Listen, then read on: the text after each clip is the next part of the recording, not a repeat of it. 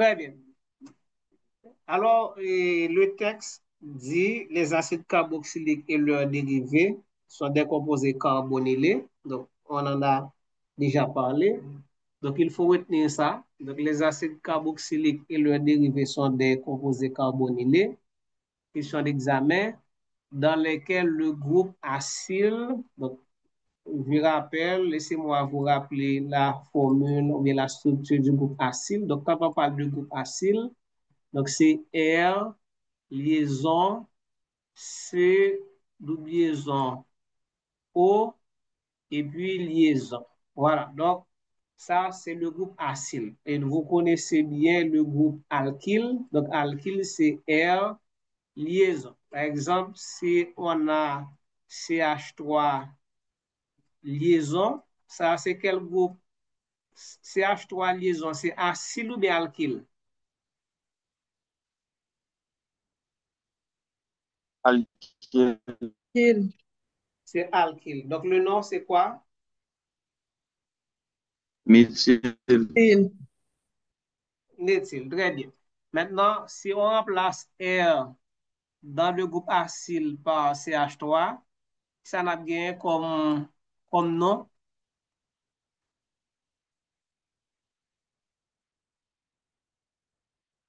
Ça n'a bien comme nom. CH3 liaison, CO liaison, c'est quoi comme nom? Donc, c'est le groupe acétyl. OK? C'est acétyl. Donc, acétyl, c'est un groupe, un groupe acyle. OK? Donc, maintenant, dans les acides carboxyliques, le groupe acyle est relié à un atome électronégatif. OK? Donc là, est-ce que vous pouvez me dire, dans les acides carboxyliques, ici, à quel atome est relié le groupe acyle?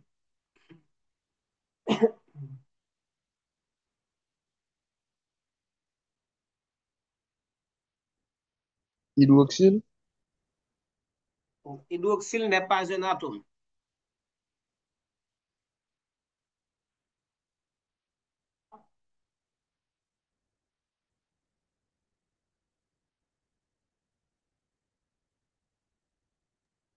L'oxygène. Très bien. À l'oxygène. Et dans l'halogène d'acyle, le groupe acyle est lié à quel atome?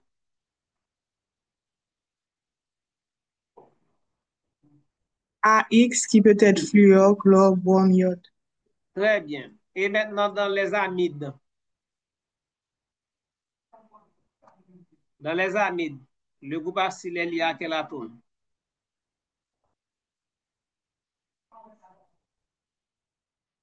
Dans les amides.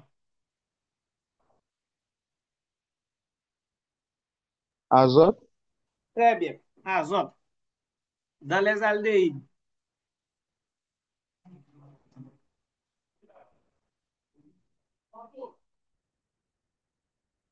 Dans les aldéhydes. Oxygène encore.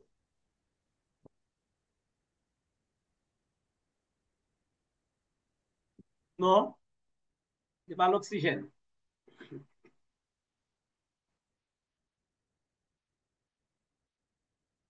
Carbone. Non, c'est pas carbone. Hydrogène. Très bien. L'oxygène, c'est hydrogène. Et puis dans les cétones, c'est carbone. Voilà. Maintenant, si vous songez bien, nous avons divisé composé carbonylé en deux catégories. Il y a une catégorie côté que le groupe acyle est lié à un atome qui est moins électronégatif que le carbone. C'est par exemple les aldéhydes, ou encore qui a la même électronégativité que carbone dans les cétones. Donc, aldéhyde, cétone, ils font partie d'un seul groupe. Et puis, nous avons un autre groupe de composés carbonylés côté que le groupe acyl est relié à un atome électronégatif comme l'oxygène, un azote, un halogène, un azote ou un atome de soufre. OK? Donc, il existe plusieurs types de dérivés d'acide carboxylique. Nous te cité, nous te parlé de halogénure d'acyle, nous parlé de ester, les amides, les anhydrides d'acide, ok? Nous avons parlé de thioamide et thioester, oui, thioester, non, c'est pas thioamide, thioester, etc. Donc, il y a plusieurs types de dérivés d'acide carboxylique.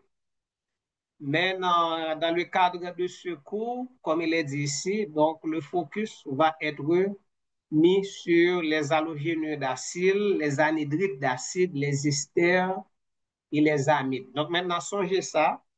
Donc ces quatre catégories de composés organiques sont des dérivés des acides carboxyliques. Cela veut dire quoi?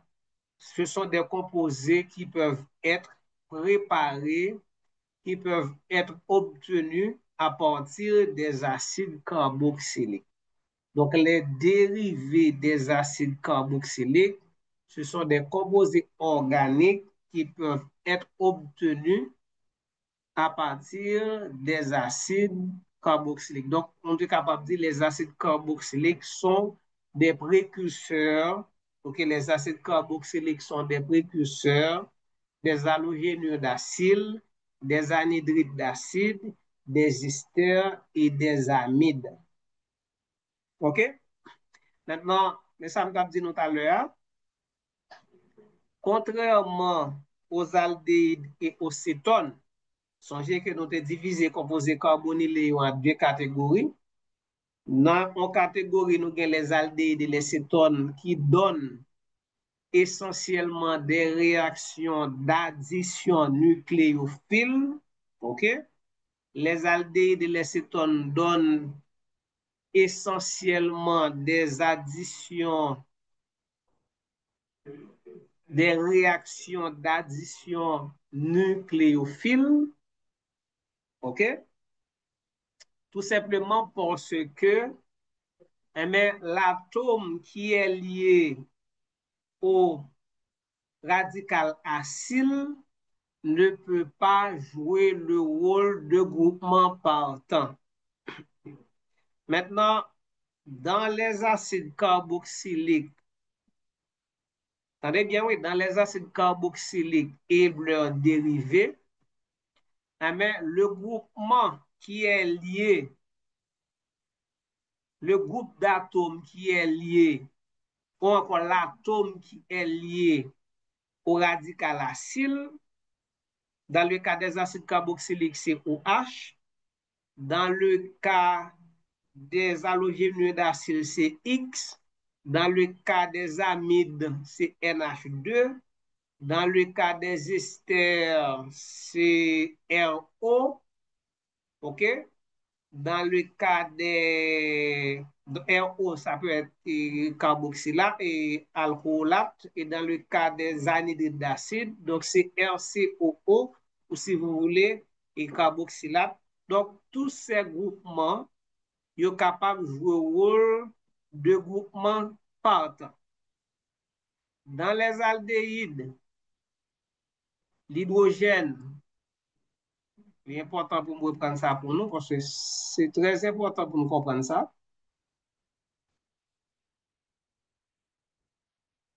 Dans les aldéhydes, le groupement acyle est lié à un atome d'hydrogène. Donc, étant donné que la liaison CH n'est pas une liaison polaire, donc cette liaison ne peut pas être brisée.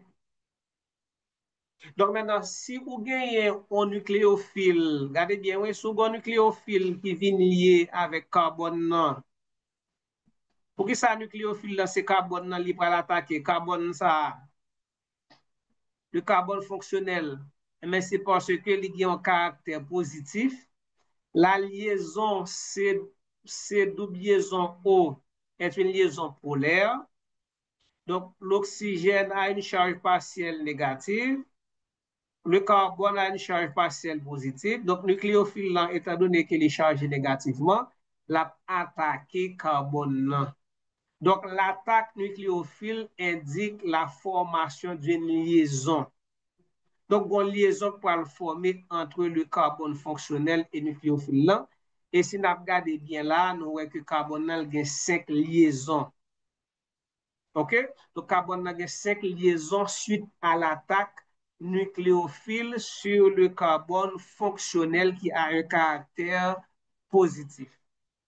Donc, le carbone n'étant pas pentavalent, il faut qu'il y ait des arrangements, des modifications électroniques dans cette structure pour ramener l'atome de carbone à la tétravalence. Donc maintenant, est-ce que c'est hydrogène qui peut aller avec liaison pour que capable de 4 liaisons peut-être?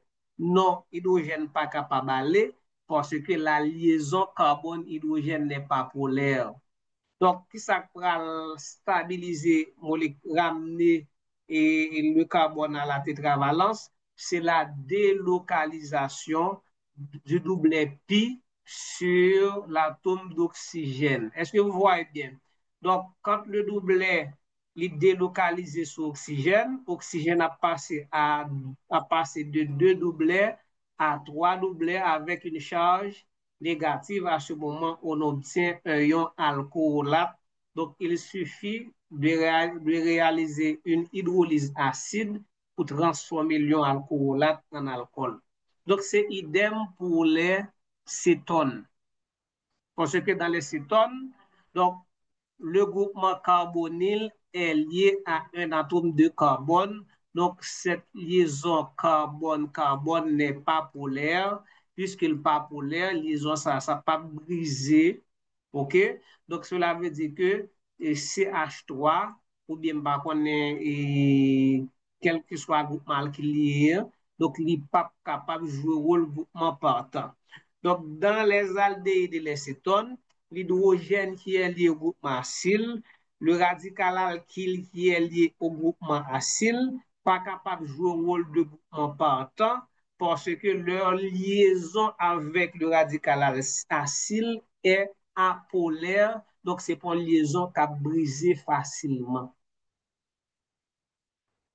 Mais dans le cas des acides carboxyliques et leurs dérivés, donc nous voyons que c'est autre chose.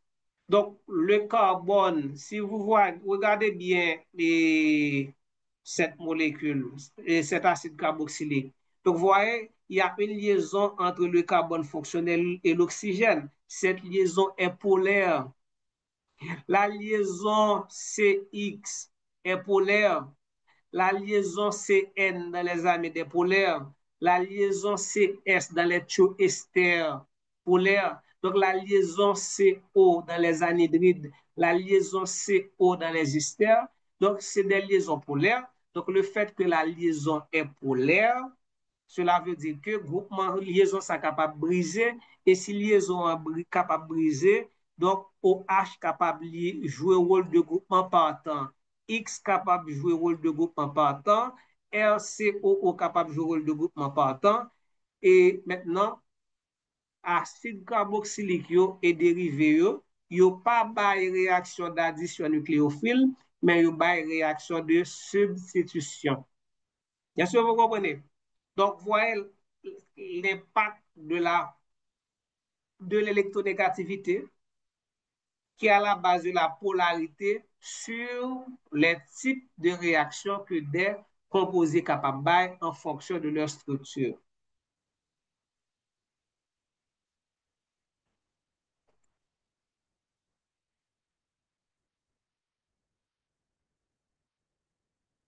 Donc, dans ce chapitre, comme il est dit ici, donc, il a traité également les nitriles, donc ici, en classe de composés apparentés aux acides carboxyliques.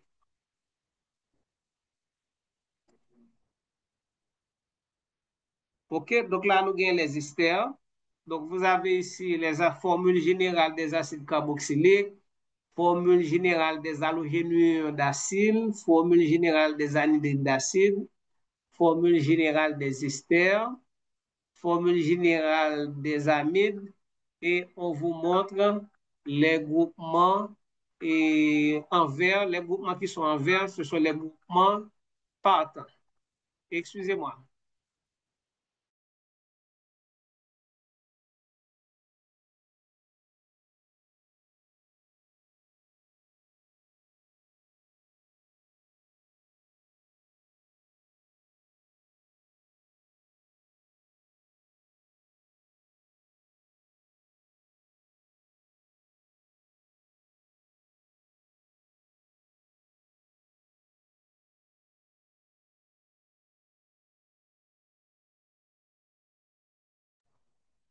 OK, donc maintenant à remarquer, vous êtes là, vous m'entendez? Oui. Oui, monsieur, on vous entend. Donc à remarquer, les groupements partants sont en vert. Donc, groupement qui est en vert, donc c'est groupement partant. Ça veut dire groupement partant, ça veut dire que si il y a un nucléophile qui attaque le carbone fonctionnel, donc groupement ça, ça fait, il y a retiré corps, il pour aller, ouais, groupement pour aller en façon pour le capable et permettre carbone non former quatre liaisons le li fin lié suite à l'attaque du nucléophile. Donc, on dit groupement partant au nucléofuge. OK? Groupement partant au nucléofuge. OK? Donc, NH2, groupement partant, OR, groupement partant. Et voilà. Maintenant, nomenclature des acides carboxyliques et de leurs dérivés. Nomenclature. Donc, ici, on redonne la formule générale des acides carboxyliques, c'est RCOOH. Donc, les acides carboxyliques simples, HN ouverte, aliphatique, sont nommés en faisant suivre le mot acide. Il faut commencer par acide, OK? Il faut commencer par acide et en faisant suivre le mot acide par le nom de l'hydrocarbure correspondant. Donc, le nom de l'hydrocarbure correspondant est obtenu et à partir du nombre d'atomes de carbone. Donc, si vous avez un carbone, c'est méthane. Si vous avez deux, c'est éthane. OK? C'est trois, c'est propane, etc. Auquel on remplace la terminaison E de l'alcane. Par exemple, si vous avez méthane, on va enlever E1 et on va remplacer par OX, ça baille méthanoïque. Donc, comme on avait acide devant, donc on a dit acide méthanoïque. Quelle est la structure de l'acide méthanoïque? Quelqu'un, dis-moi quelle est la structure de l'acide méthanoïque. Combien la formule semi-développée, développée. Acide méthanoïque.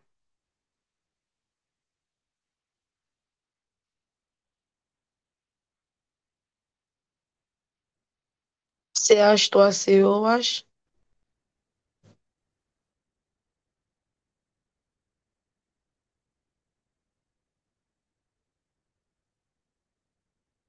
C'est Tama, ou suivez-moi, Thérèse.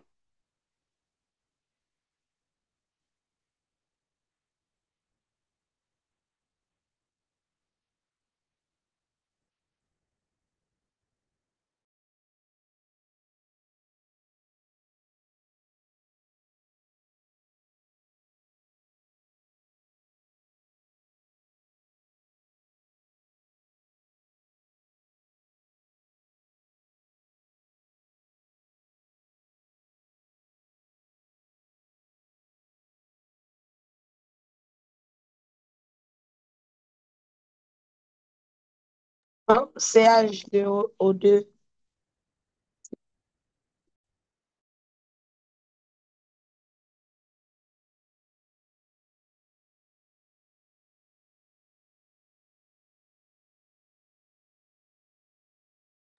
CH2COOH.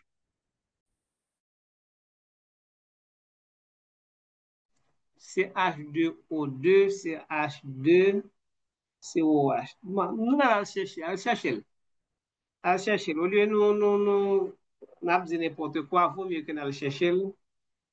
Parce que moi, c'est le Monsieur, tapé bon. monsieur, monsieur, Oui, oui. euh, c'est formule acide carboxylique mais en place RL bien H qui va y Quoi? acide éthanol. C'est formule oui, acide carboxylique mais en place RL bien H c'est HCOH. Ok, donc c'est HCOOH. Très bien.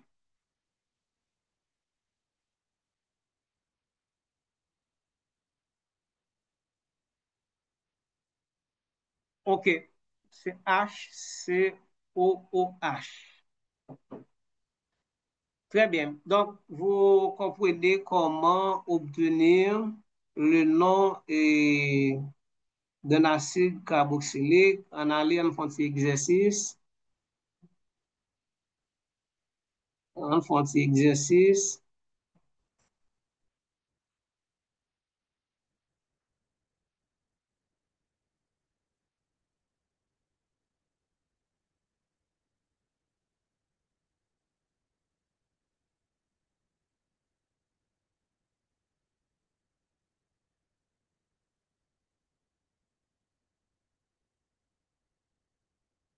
Quel est le nom de cet acide carboxylique? Acide carboxylique, moi dessiné, hein?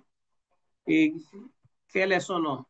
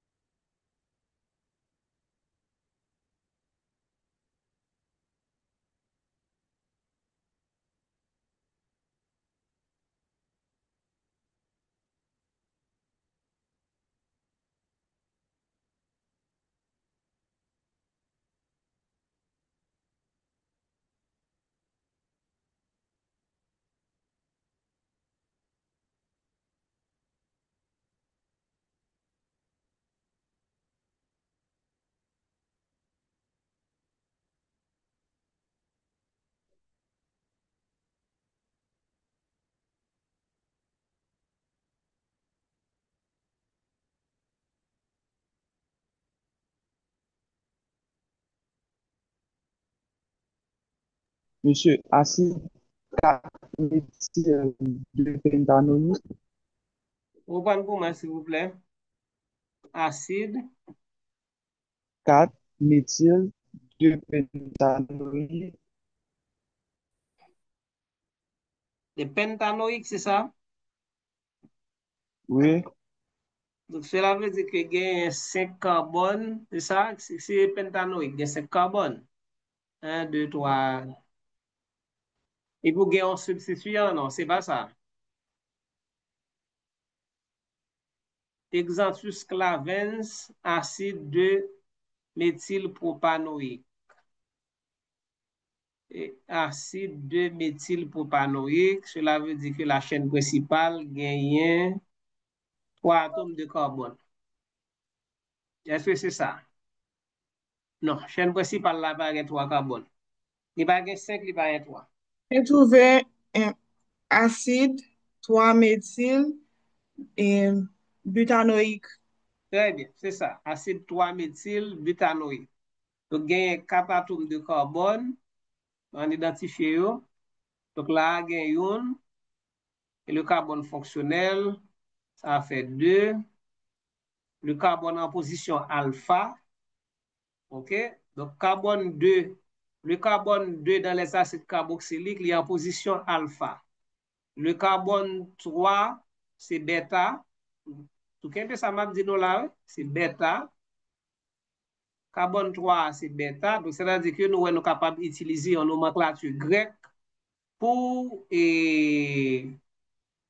pour les acides carboxyliques. OK? Donc, carbone qui est adjacent ou bien carbone qui est voisin groupement carbonyle là, comment nous le carbone alpha, et ça qui vient après carbone alpha, c'est bêta, et puis carbone ça, c'est gamma, ou bien carbone 4. OK? Donc là, nous sommes capables de dire, c'est, Jean-Isadora a dit là, c'est 3 acide, 3 méthyle, butanoïque. Et si nous avons utilisé une nomenclature grecque, là, qu'est-ce que nous avons dit? Logina, si tu as utilisé une nomenclature grecque, comment tu as nommé composé ça? Acide bêta-méthylbutanoïque. Très bien. Acide bêta-méthyle butanoïque. OK? Voilà.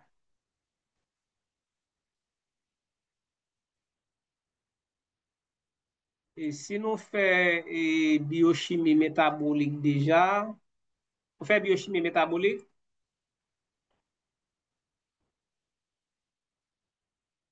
Nous faisons biochimie métabolique déjà?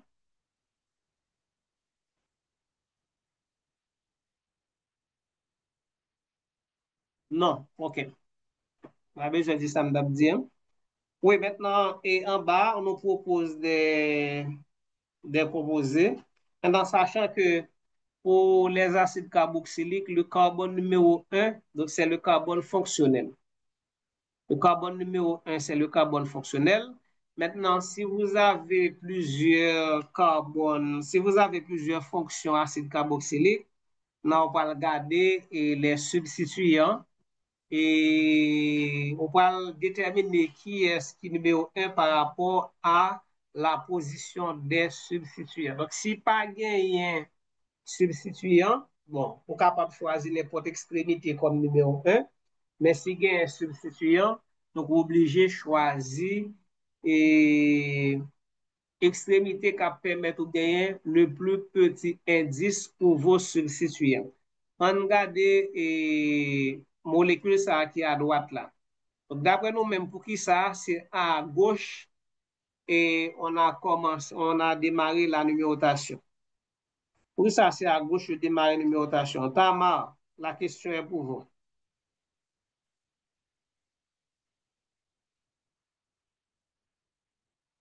Oui, monsieur.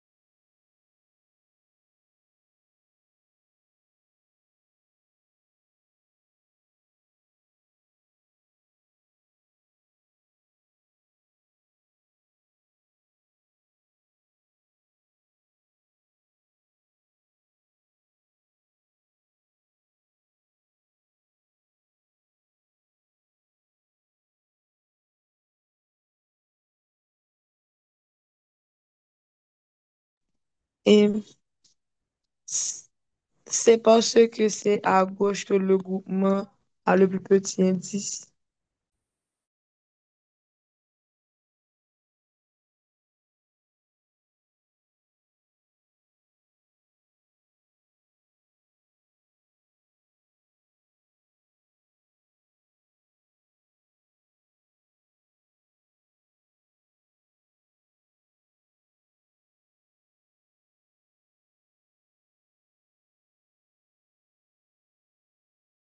De qui groupement on va parler là?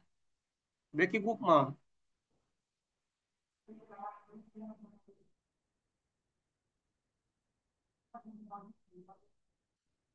Vous dites, monsieur?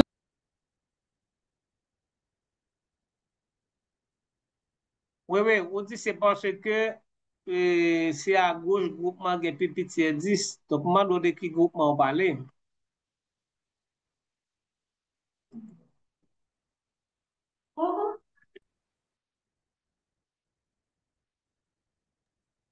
CH2CH3. CH2, CH3. Maintenant, si nous faisons numérotation à droite, CH2, CH3 qui indice d'abgain.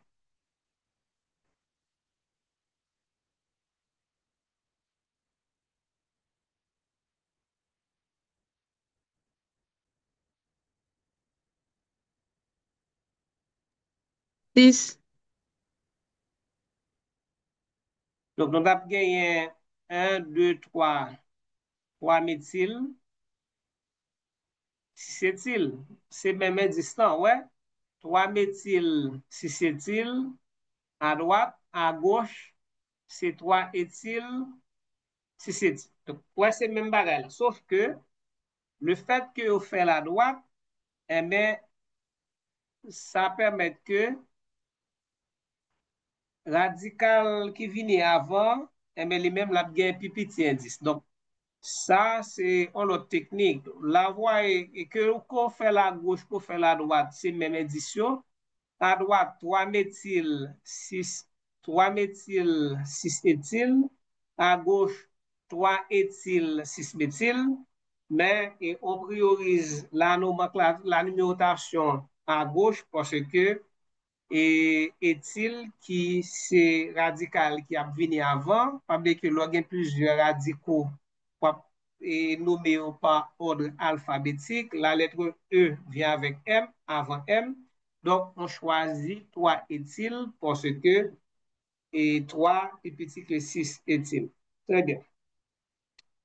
Et là, nous gagnons, nous capables de gagner une seule fonction et acide carboxylique. Donc là, c'est OIC. Mais si nous gagnons plusieurs fonctions, on a utilisé des préfixes comme di, tri, tétra, etc. Donc dans ce cas, nous allons utiliser di, et il faut préciser la position des groupements des fonctions acides carboxyliques. Donc cette molécule se nomme acide 3-éthyl 6-méthyloctane. Ouais. Donc, dans le cas où la molécule aurait plusieurs fonctions acides carboxyliques, donc là, nous pas remplacer la terminaison E par OI. Donc, il faut nous bien ouais, ça avec différence. Hein? Lorsque nous avons une seule fonction acide carboxylique, donc c'est à ce moment que nous pourrons considérer le nom de l'hydrocarbure correspondant, par exemple propane, pour 3 atomes de carbone. Ensuite, on enlève la terminaison E dans propane, ça donne propan, et on remplace par OIC. Mais dans le cas des acides carboxyliques, dans le cas des acides dicarboxyliques, dans le cas des acides tricarboxyliques, dans le cas des acides tétra, penta, hexa, etc., mais nous pas, nous, il faut considérer tout le nom de l'hydrocarbure correspondant. Octane, ouais, octane, tiret 1,8-dioïque, trioïque, tétraoïque. OK, c'est clair, vous avez compris? Oui, monsieur. Oui, Très bien. monsieur.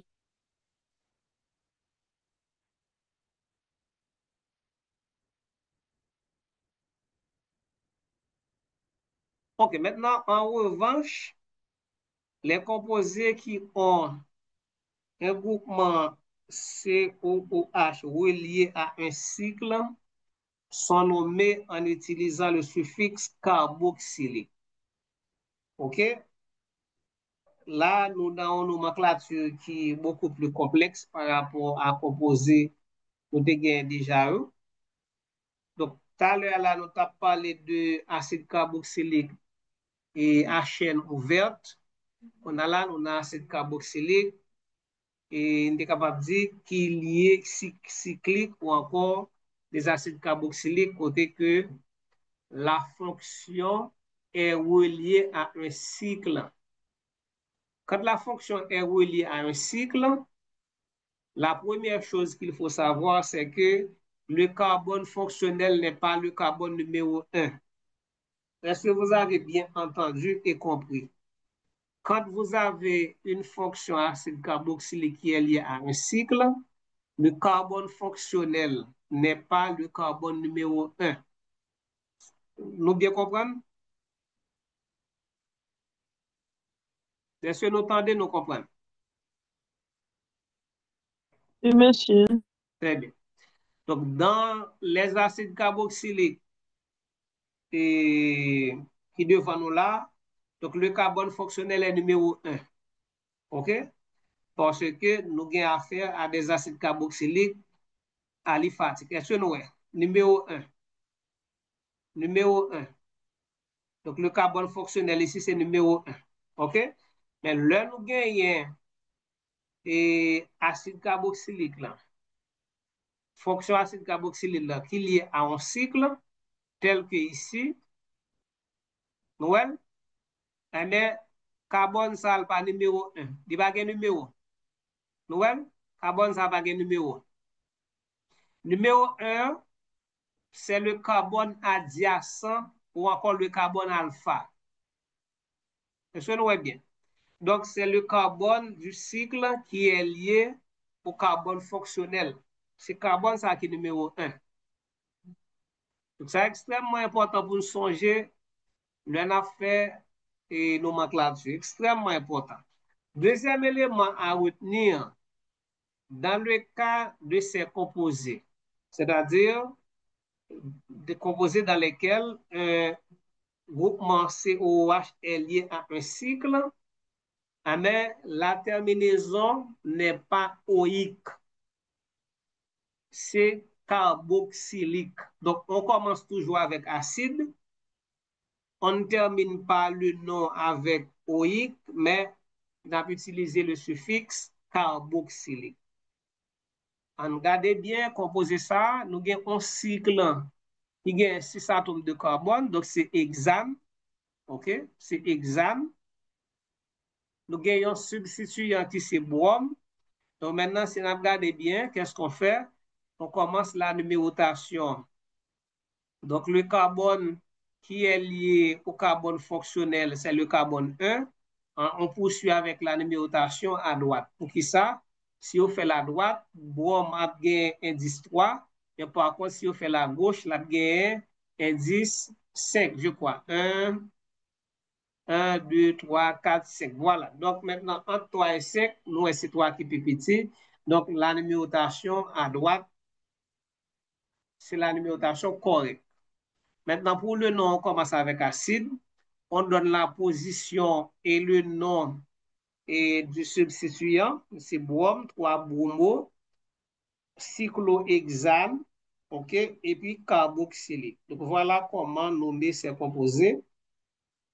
Et à droite, on a 5 carbones dans le cycle, une double liaison en position 1. Avec qu'est-ce qu'on dit? C'est acide cyclopète. Ouais, cyclopète. -1-N. Donc, un N, c'est pour dire voilà la position, voici la position de la double liaison, et puis le suffixe carboxylique. C'est clair? Monsieur, Oui. dans nomenclature, ça, il ne pas utiliser auto-méta-para parce que moi, dans la première, il y a un 3 et puis dans la deuxième, double liaison 1, 2. Il va utiliser le fixe ça. Mon cher, pendant qu'on pose des questions, pendant nous t'a parlé de ça, ça a été monté dans la tête moi. Nous dit tête moi, si nous te poser nos questions, est-ce que qui isomère ça, est-ce que c'est orthopara? Nous dit tête moi, nous n'avons pas de réponse quand même. Nous n'avons pas dit, mais c'est bêta. Donc voilà que vous attirez attention sur ça. Lodina, sans penser de questions. Lodina, Oui, monsieur Antoine. sans penser de questions étudiants. Li pa ka, mdam di ke li pa ka, para, parce que nous pas gen un cycle benzénique. Bravo. Donc, on parle de isomère para, bêta, ortho, c'est lorsque nous avons un cycle benzénique. Donc là, son cycloalcane, donc ça n'a rien à voir avec le benzène. Donc, on ne peut pas parler de orthoparamètre pour ce composé. Merci, Elodina. Parce que beaucoup d'acides carboxyliques furent parmi les premiers composés à être isolés, excusez-moi,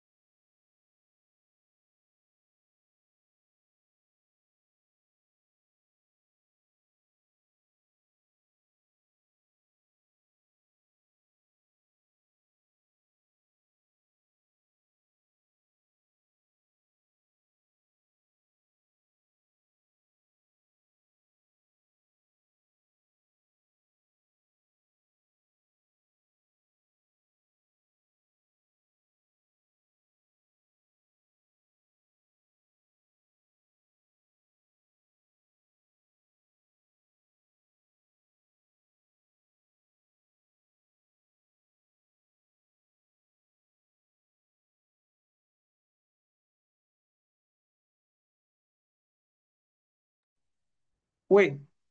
Et donc, je dis donc que donc, parce que beaucoup d'acides carboxyliques furent parmi les premiers composés à être isolés et purifiés, donc il en existe un grand nombre possédant des noms communs qui est lié à l'historique de leur découverte. OK?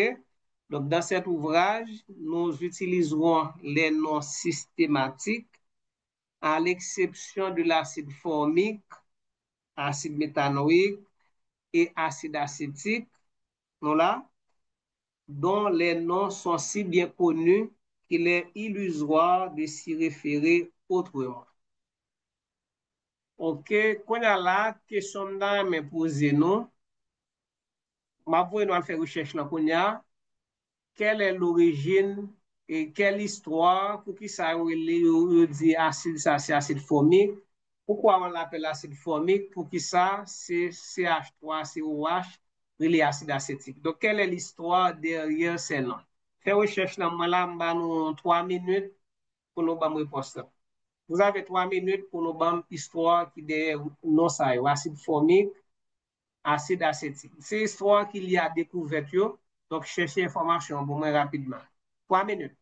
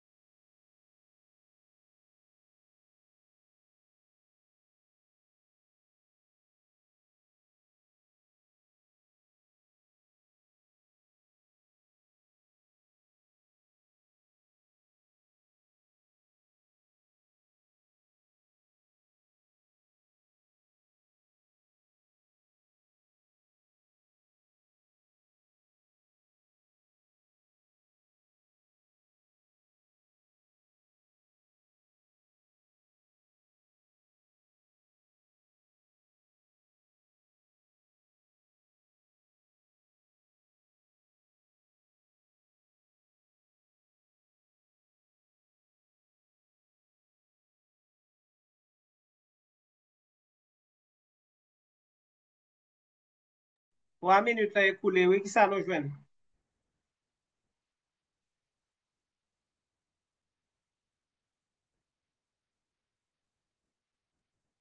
Et pour l'acide formique, on dit que il trouve son origine, c'est en 1671 par le scientifique anglais John Ray.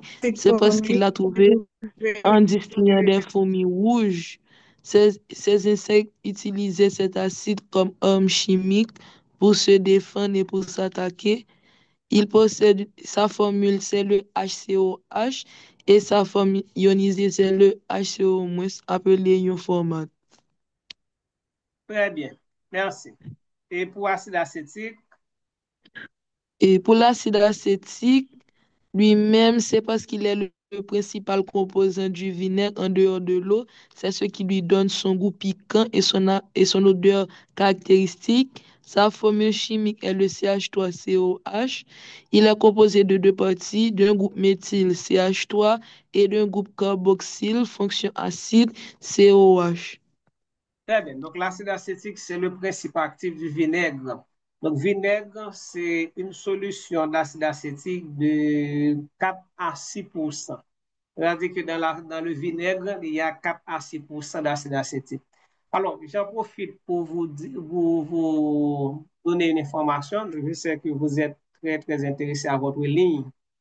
Et en fait, le vinaigre, notamment le vinaigre de cidre, c'est un excellent produit et, pour garder, éviter le surpoids ou encore l'obésité. La raison est que quand on prend, et, en fait, du vinaigre, bien entendu, c'est pas vinaigre là comme ça. Donc, c'est par exemple un verre d'eau, vous mettez en cuillère vinaigre là-dedans, donc vous boit un verre d'eau ça avec vinaigre là, et avant de manger, donc l'eau ça qui est vinaigre là pour et ralentit la digestion de l'amidon et pour aussi ralentir l'absorption de l'amidon. Donc ça, c'est très intéressant.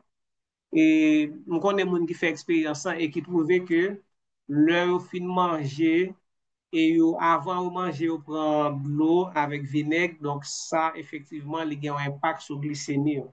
Donc dans les régimes et amaigrissants ou bien les régimes pour les diabétiques, donc je conseille toujours de commencer les repas par un verre d'eau avec du vinaigre. Ça a un impact sur la digestion et absorption sucre. Ok, maintenant là, nous gagnons des acides carboxyliques avec des noms communs. Ok, des noms communs. Et puis, on nous donne le nom des groupes acides et la structure. Ok, donc on commence avec acide. Et non, on ne donne pas les noms, on ne donne pas les noms systématiques. Donc, c'est ça que nous allons faire là. Vous donnez les noms systématiques. On allait, premier acide là, le nom systématique, c'est quoi? Acide ça,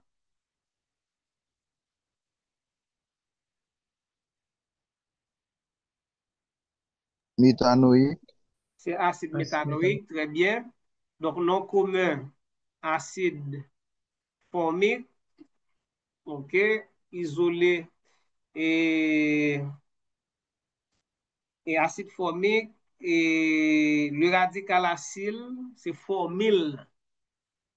Ok, donc voici la formule du radical acide. C'est H,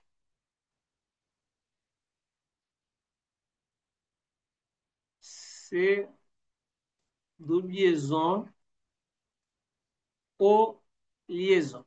Ok, voilà, le radical acide. Alors, allez, acide ça, le nom systématique, c'est quoi? Deuxième acide, le nom systématique, c'est quoi? Éthanoïque, Je n'entends pas bien, parle plus fort. éthanoïque, acide éthanoïque. Acide éthanoïque, très bien. Donc, le nom commun, on est capable de dire non trivial ou bien non commercial, c'est acide acétique. Donc, le radical acide s'appelle acétyl. Et puis, on nous donne la structure. Et à droite, troisième acide là, le nom systématique, c'est quoi?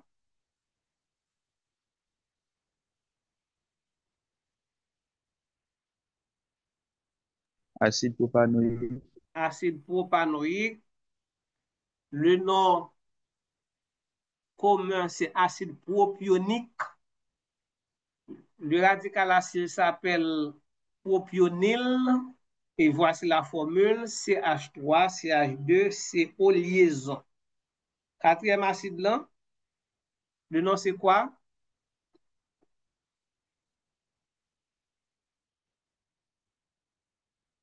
acide butanoïque, Acide butanoïque. Nous capable de encore acide butyrique. OK, acide butyrique. Acide butyrique là, le nom ici c'est alors ça a un rapport avec le beurre, mais ça ne est capable de dire encore si nous regardons et butyrique non ouais, butyl. Bon, d'abord c'est le nom radico-fonctionnel. Butyrique vraiment pas butyl, c'est deux bagages différents, donc ça n'a rien à voir avec le nom radico-fonctionnel. OK, maintenant le nom commun c'est acide butyrique, très probablement que nous joignons dans le beurre. Et puis le nom du groupe acide c'est butyryl CH3, CH2, COH. Et je crois que, bon oui, bon, on va sortir en dehors de cours là. Là, nous avons cet acide, le nom c'est quoi? acide éthanoïque, Très bien. Donc, c'est acide éthane dioïque. Donc, c'est un acide dicarboxylique. Donc, c'est éthane dioïque qu'on appelle acide oxalique. Très bien. Donc là, laissez-moi vous donner quelques informations en ce qui concerne l'acide oxalique. En nutrition, on appelle acide oxalique facteur antinutritionnel. Pourquoi? Facteur antinutritionnel, c'est parce que l'acide oxalique, eh bien, le li nan yon aliment, mais qui ça le fait, il séquestrer les métaux divalents. Séquestrer, c'est-à-dire qu'il former des liaisons ensemble avec eux. Donc, ça qui vient faire que les métaux ça ne viennent pas disponibles pour être absorbés au niveau de l'intestin.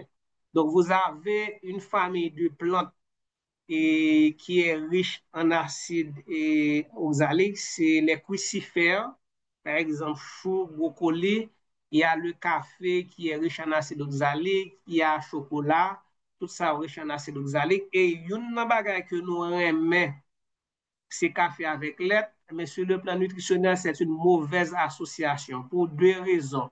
Parce que café, lait, deux aliments acidifiants. Deuxièmement, dans le café, vous avez beaucoup d'acide oxalique. Dans le lait, vous avez le calcium. Donc, l'on mélange café avec lait et l'acide oxalique, qui ça le fait, il complexe calcium, séquestre calcium. Donc, du coup, le calcium n'est pas disponible pour être absorbé au niveau de l'intestin. Donc, acide oxalique, c'est ce qu'on appelle en nutrition un facteur antinutritionnel. Donc, oxalyle, c'est le nom du groupe acide. Ensuite, nous avons acide malonique. Et quel est le nom systématique de l'acide malonique?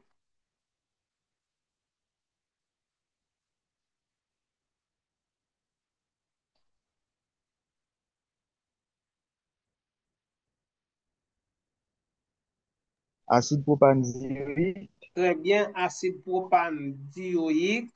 Donc, acide malonique, malonyle, et puis nous avons acide butane-dioïque, acide succinique.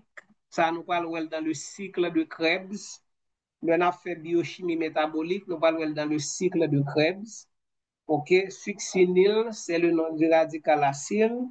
Et puis, on a acide acrylique. Quel est le nom systématique de l'acide acrylique?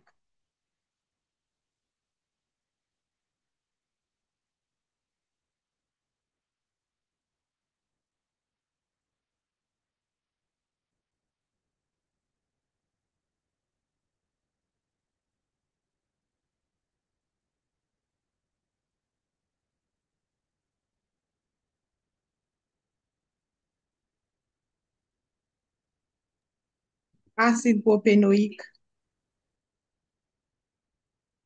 Les noms qu'on va qui manquent. Acide propre de énoïque. Acide propre. OK, nous avons deux énoïques. Donc, il faut préciser la position de la double liaison. Très bien. Et puis, nous avons acide benzoïque. OK, acide benzoïque. Il est même un radical qui c'est benzoïl. Et pour acide acrylique, c'est acryloïl. OK, donc songez le nom commun de ces acides et le nom des radicaux acyles. OK, des groupes acyles de ces acides. C'est très, très important.